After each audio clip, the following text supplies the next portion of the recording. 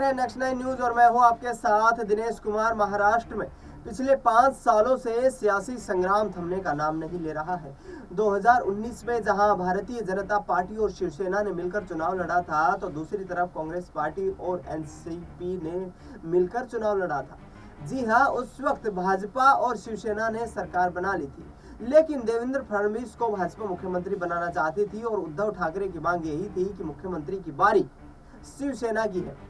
इस पर झटका देते हुए उन्होंने एनसीपी और कांग्रेस के साथ मिलकर सरकार बना ली थी और भारतीय जनता पार्टी को महाराष्ट्र की सत्ता से बेदखल कर दिया था। लेकिन कुछ ही दिनों के बाद एकनाथ शिंदे ने शिवसेना से बगावत कर ली। शिवसेना से बगावत करने का फायदा उन्हें ये हुआ कि उन्हें महाराष्ट्र के मुख्यमंत्री की कुर्सी मिल गई। इसी के साथ साथ दोनों गुटों के बीच आपसी कानूनी लड़ाई देखने को मिली और इस दौरान निर्वाचन आयोग ने चुनाव निशान जो था तीर कमान का, वो शिंदे गुट को दे दिया, क्योंकि उनके पास ज्यादा विधायकों का समर्थन था।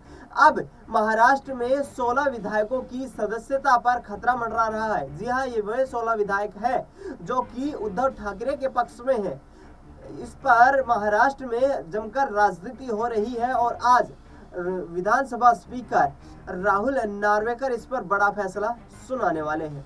देखिए इस पूरे मसले के बीच क्या कहा शिवसेना के प्रमुख उद्धव ठाकरे गुट के प्रमुख उद्धव ठाकरे ने। आप पूछिए। क्या राहुल नार्वेकर 2 बार मुख्यमंत्री से बैठक बताई जा रही है, कल फैसला संभवतः आ सकता है। आप किस तरह से देखते हैं, क्या उम्मीद कर रहे हैं? हमें आशंका है, क्योंकि सिर्फ स्पीकर और मुख्यमंत्री ऐसी ये मीटिंग नहीं थी, और वैसी भी अगर मीटिंग करनी हो तो कभी, मैं भी मुख्यमंत्री था, कभी स्पीकर उठकर मुख्यमंत्री के यहाँ नहीं जाते, वो मुख्यमंत्री जी को बुला लेता है। लेकिन अब ये दोनों जो है सिर्फ मुख्यमंत्री और स्पीकर नहीं है। स्पीकर जो है वो ट्राइब्यूनल है और मुख्यमंत्री का आरोपी है। तो क्या एक जज जिनके ऊपर आरोप है उनको मिल सकता है क्या? तो यही एक आशंका आती है कि क्या इन दोनों की मिलीभगत तो नहीं है। और सिर्फ मिलीभगत कोई व्यक्तिगत रूप में ये केस नहीं है, देश में प्रजातंत्र रहने वाला है या नहीं है, या दोनों मिलकर प्रजातंत्र की हत्या करने की साजिश कुछ कर रहे हैं, कोशिश कर रहे हैं, ऐसे अर्थ भी निकाला जा सकता है। और इसलिए जैसे मैंने कहा कि आज और कल ही हमने सुप्रीम कोर्ट के सामने एक एफिडेविट दिया है, और जिसमें दोनों बात दो बार वो मिले, एक बार नहीं 2 बार मिले हैं। वो उसमें हमने लिखा है कि आप भी उसमें देखो, और मैं आपके माध्यम से जो जनता की अदालत है, क्योंकि जनता सर्वश्रेष्ठ होती है और उसीलिए हम लड़ रहे हैं।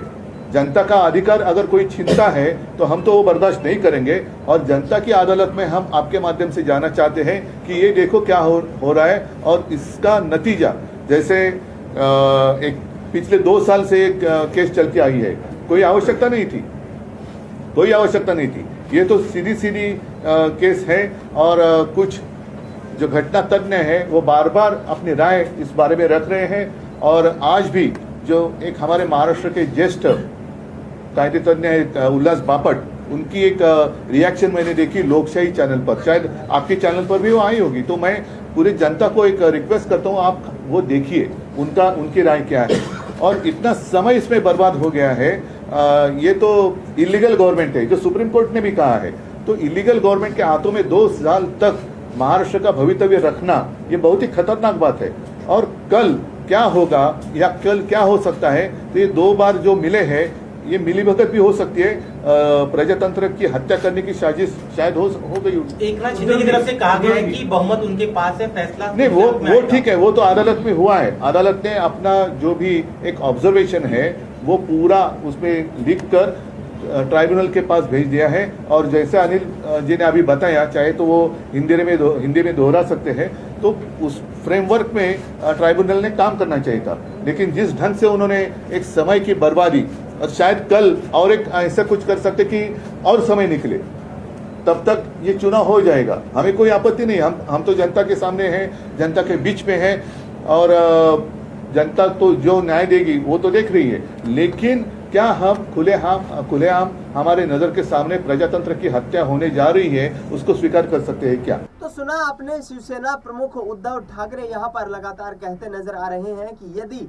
महाराष्ट्र विधानसभा स्पीकर से उन्हें किसी प्रकार का कोई झटका लगता है तो वे सुप्रीम कोर्ट का रुख करेंगे। इसी के अलावा उद्धव ठाकरे ये भी कहते नजर आए कि यहाँ पर जो सरकार चल रही है वो गैर तरीके से चल रही है, कानून और संविधान की धज्जियां उड़ाई जा रही हैं और ऐसे में हम आने वाले वक्त में लोकतांत्रिक रूप से यहाँ पर राजनीति करना चाहेंगे। फिलहाल इस खबर में इतना ही। देश दुनिया की तमाम बड़ी खबरों के लिए आप देखते रहिए नेक्स्ट 9 न्यूज।